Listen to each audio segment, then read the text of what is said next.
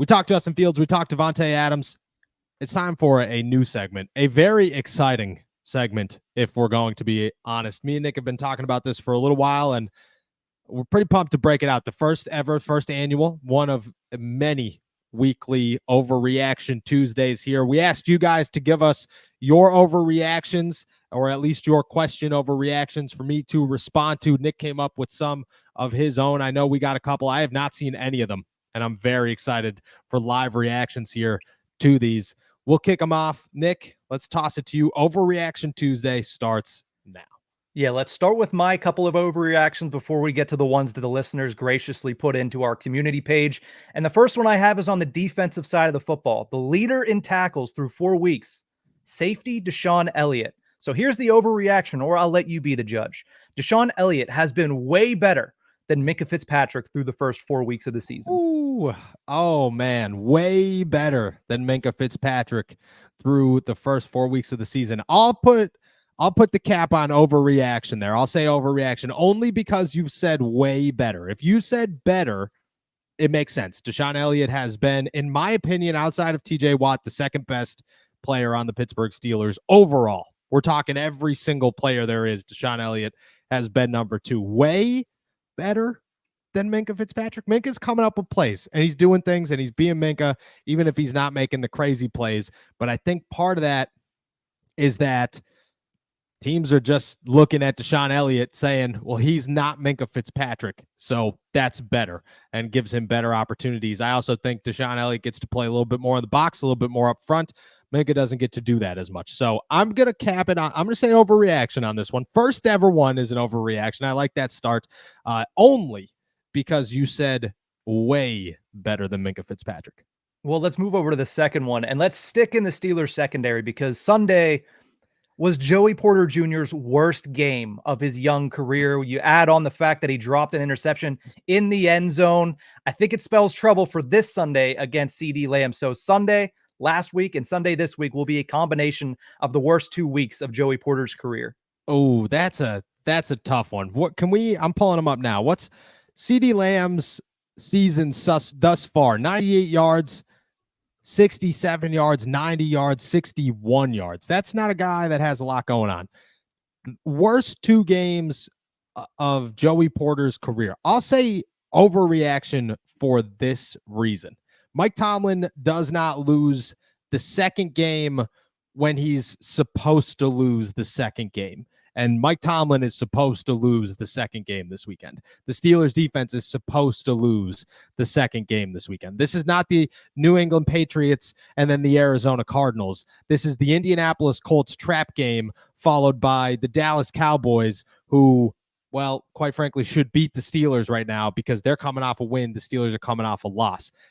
That's just how the NFL world works and how they will say it.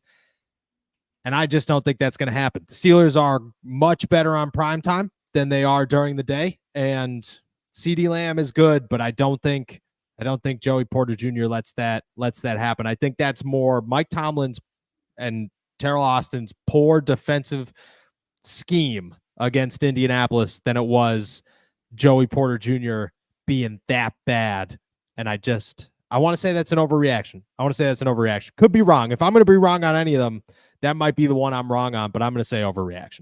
All right, I got one more for you before we go to the handful that we got from the listeners. This one on the offensive backfield. Najee Harris's performance on Sunday against the Colts proves that he cannot be a 3-down running back in the National Football League. Oh, that's not an overreaction. That is not, and that's a good one. That is not an overreaction. Najee Harris is not a 3-down running back in the National Football League, at least not in Pittsburgh, and certainly not in Arthur Smith's offense. I mean, that was the big thing coming into the season was why did the Steelers not pick up Najee Harris's 5th-year option? Why are they waiting to sign him? Because they wanted to see what he can do in Arthur Smith's offense. Arthur Smith's offense is not designed for a guy like Najee Harris, and you see it when Cordero Patterson is on the field. You see it when Jaylen Warren is on the field. I mean, even if it's very limited right now, you could tell Najee Harris can't do the wide zones. He can't get outside. He doesn't have the burst for it.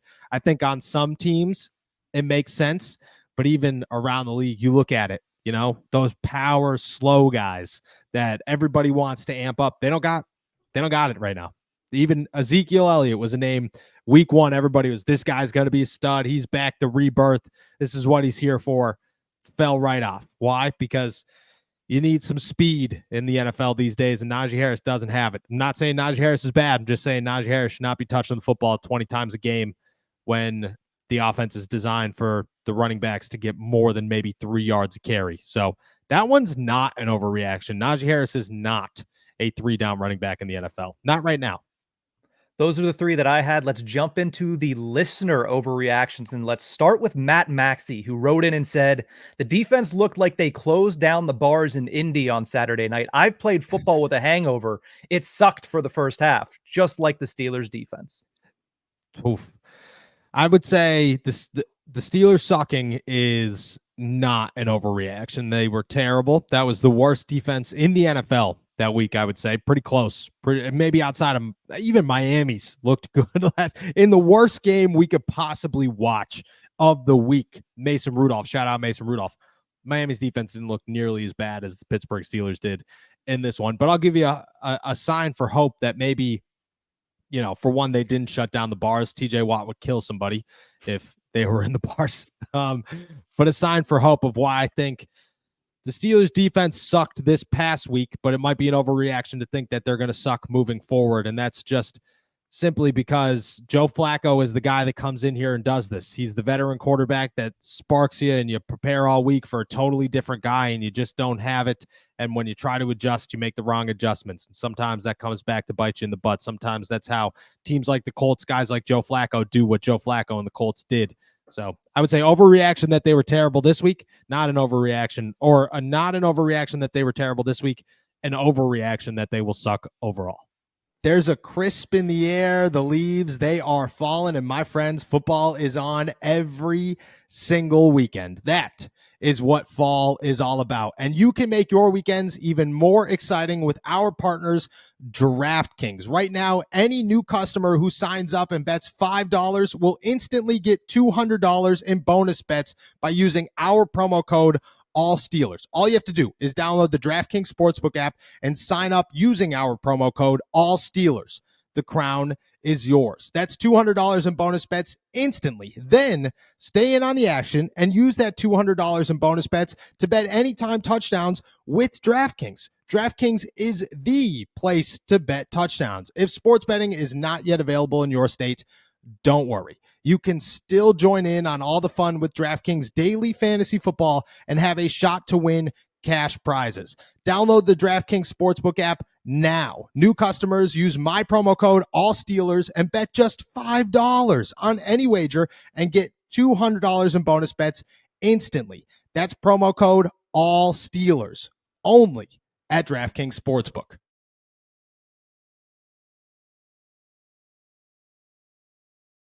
Let's go over to Wall Destroy, who wrote in and said, Tomlin is good, not great. His seasons are similar to that of Marvin Lewis when he was with the Bengals. Oh. He will not lead the Steelers to a Super Bowl win again.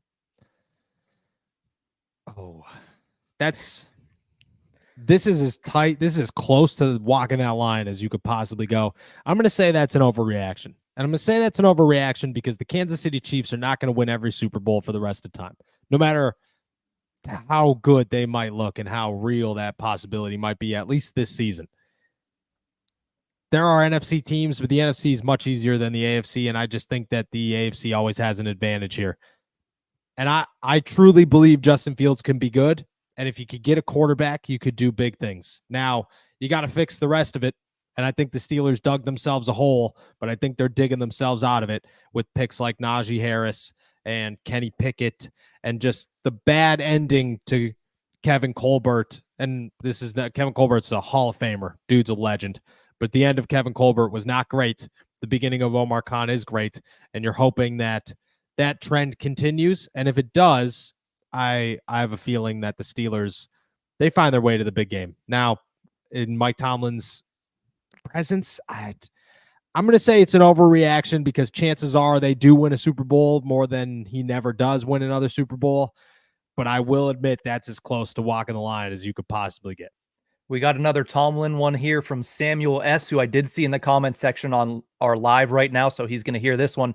Said, quote, Need a coaching change. Bring in Belichick in a role Oh. that Flores had. Maybe we can convince Antonio Brown to be a wide receiver assistant and Le'Veon Bell to be a running back assistant coach. It would be the most epic Super Bowl run ever.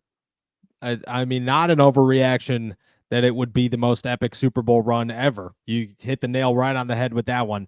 An overreaction to think Antonio Brown could be able to coach some guys because he won't. I mean, you people have heard Antonio Brown speak.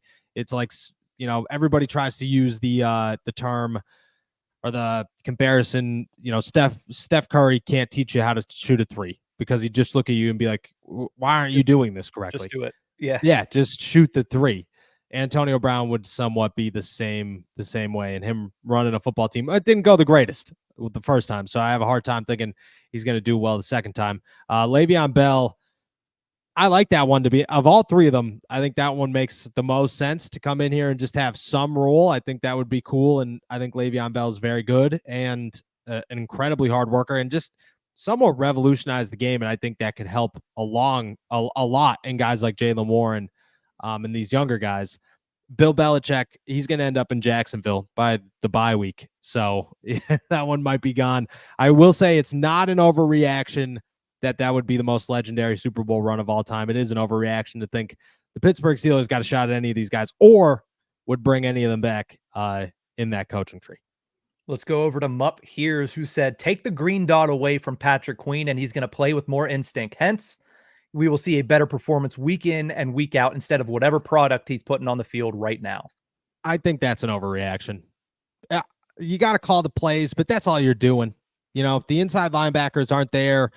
It's not the it is the quarterback position, but it's not the quarterback position because you have to call the play, but then you just go and do your thing. This is a very smart defense. Minkah Fitzpatrick's the guy that'll move guys around if you need to be moved around. Cam Hayward and TJ Watt will move guys around, but calling a defense is much different than calling an offense and being an actual quarterback. I don't think that hurts him. I truly just think that his eyes are not where they need to be right now, and his reaction time is a little bit slow, and he's got to pick all those things up. I think it's an overreaction to think you're going to get a better product if you take the green dot away. It's not an overreaction to think he needs to be better, but I don't know if that's how you get it done. I think he just simply needs to be better. Let's close it out with this one. Vibing with the Dogs, an oldie but a goodie, says, quote, TJ Watt, in all caps, is not that guy, and he had us all fooled that he was going to have a breakout season this season. You want to end it with the overreaction of overreactions. Great. That's where it starts.